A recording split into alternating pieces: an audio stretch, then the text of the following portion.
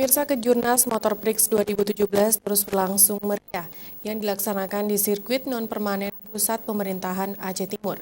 Melihat antusiasnya pembalap muda layaknya Rossi, maka Ikatan Motor Indonesia dan pemerintah Aceh Timur berencana membuat sirkuit permanen di Aceh.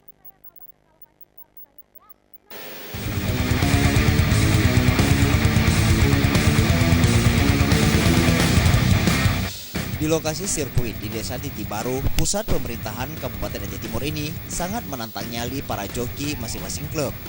Kegiatan lomba dimulai sejak pagi dari tahap kualifikasi dan kemudian dilanjutkan dengan race yang pertama kelas bebek 4T 125 cc MP6.